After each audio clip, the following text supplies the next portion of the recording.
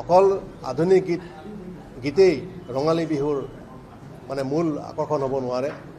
তাৰ লগতে থাকিব লাগিব এইবিলাক লোক সংস্কৃতি, লোকনৃত্য, লোকসংগীত এইবিলাক প্ৰতিফলিত হ'ব লাগিব। এইটো আমাৰ বিবেচনা আমাৰ আছে আৰু আমি আহ্বান জনাইছোঁ।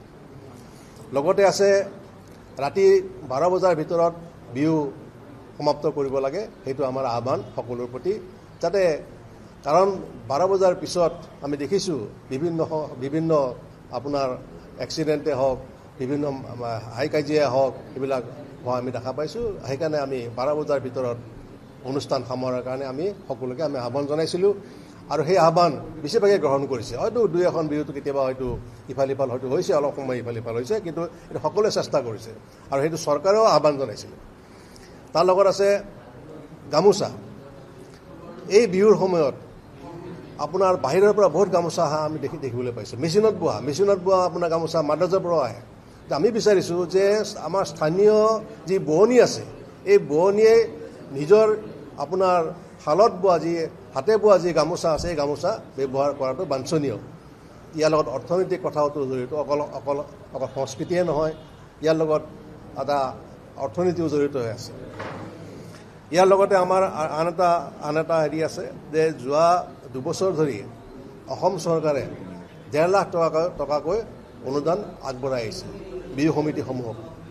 এই পৰামৰ্শটো আমাৰ কৈলাশ শৰ্মাই ভালকৈ জানে যে এই পৰামৰ্শটো আমি চৰকাৰক দিছিলোঁ আৰু চৰকাৰে গ্ৰহণ কৰিছিল। তাৰ কাৰণে আমি মুখ্যমন্ত্ৰী ডক্টৰ হিমন্ত বিশ্ব শৰ্মাৰ প্ৰতি আমি কৃতজ্ঞ আৰু তেখেতক আমি ধন্যবাদ জনাইছোঁ, আগতেও জনাইছোঁ, এতিয়াও জনাইছোঁ।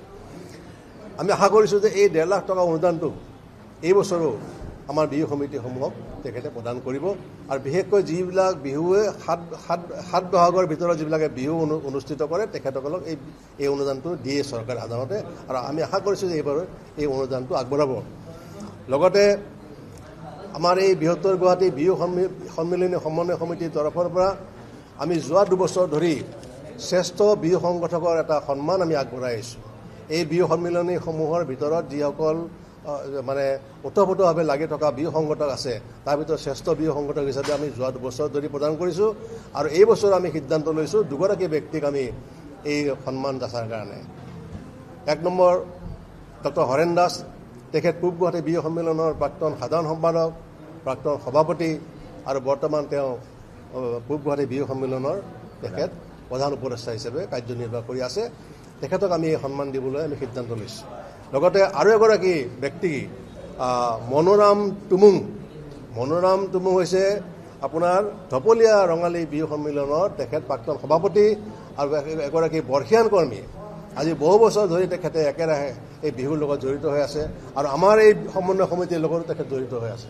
গতিকে এই 2গৰাকী ব্যক্তিক আমি শ্ৰেষ্ঠ বিহু সংগঠক হিচাপে আমি স্বীকৃতি দিবৰ কাৰণে এই বছৰ আমি সিদ্ধান্ত লৈছোঁ আৰু এই সন্মান আমি এই বছৰ এই 2গৰাকী ব্যক্তিক আমি যাচিবলৈ সিদ্ধান্ত লৈছোঁ। গতিকে এই আমাৰ সিদ্ধান্ত, এই সিদ্ধান্তখিনি আপোনালোকৰ জৰিয়তে আমি ৰাইজলৈ আমি আগবঢ়াইছোঁ।